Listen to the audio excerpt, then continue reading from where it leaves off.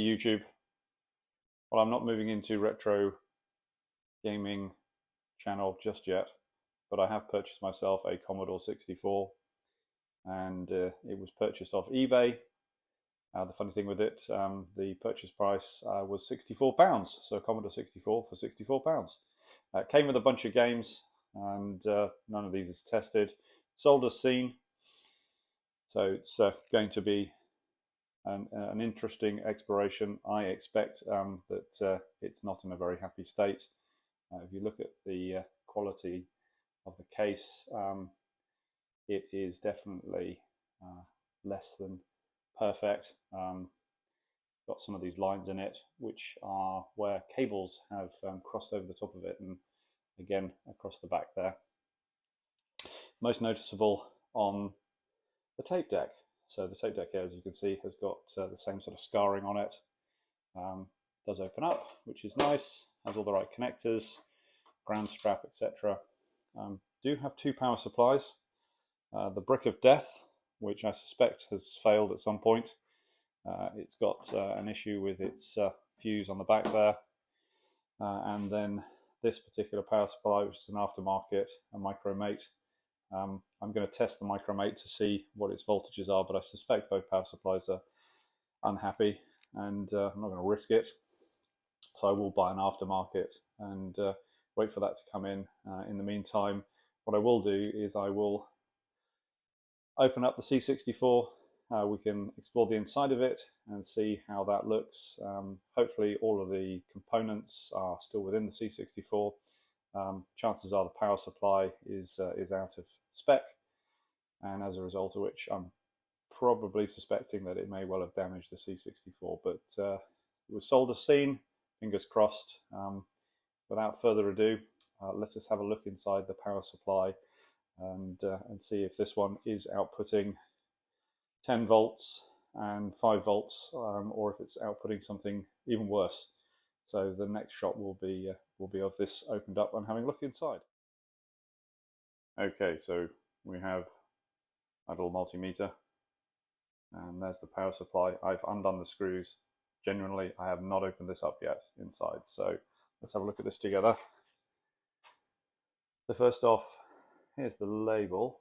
So you can see here it was made in the United Kingdom, in Northumberland. It's meant to provide 5 volts DC at 1.5 amps and then 9 volts AC at 1 amp. So this is designed for the Commodore family. Yeah, you can see I haven't fully unscrewed everything. Let's just make sure those are all released properly.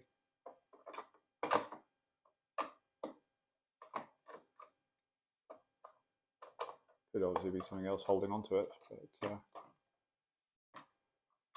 that's it. Sorry for the shaky camera. There we go. So there's the leads.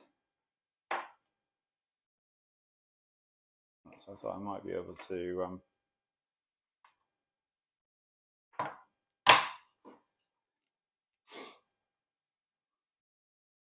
so these are the signals. So the signals out are probably going to be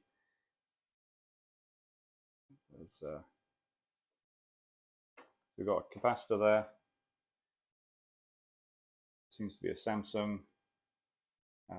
What's it rated at? 16 volts.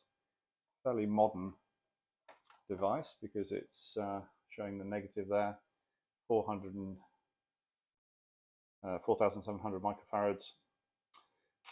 The voltage regulator is this guy, and this is the one that usually has the problem. And then we've got the transformer.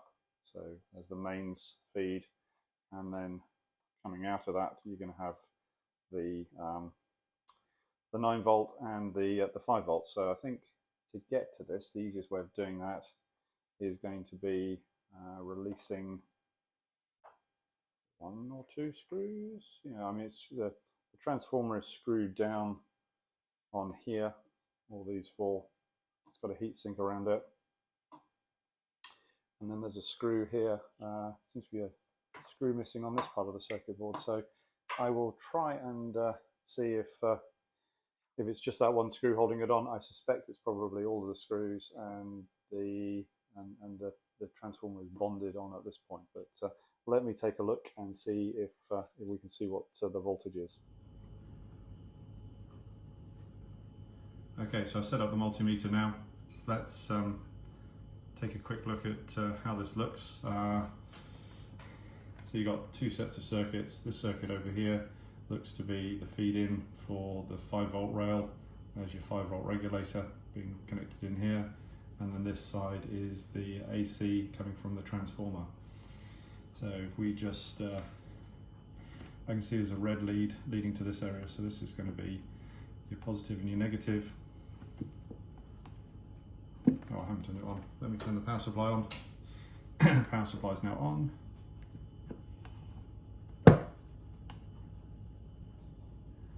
So that's given me 5.73 volts on the DC side. That's too high for a Commodore 64.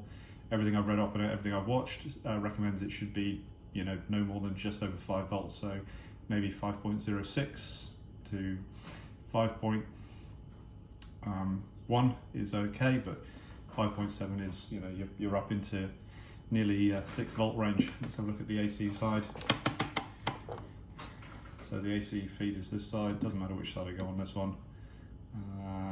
And that's 11.6, so that's coming straight off the transformer itself. So that's also worrying. That means that the transformer is pushing out too high voltage, which probably means that the circuits which are taking this feed in as well is also going to be on the high side. So let's look at that. These are this side here. Yep, so that's 12 volts coming off another winding off this transformer. So that transformer is not working with inside spec, and the voltage regulator isn't working. So we are not going to be using that power supply. I might explore the old one over here. So I might go into that. I know it's a solid brick. It's got a very odd fix on the bottom there for the fuse. Looks like the fuse is blown on it. But I may have a look at that as well just to see what it's like. But for now, this power supply, let's turn it off, this power supply, and I'm unplugging it. It's got a very old plug on it as well, is no good, and we're not going to use this power supply, and we will get another power supply for the Commodore 64.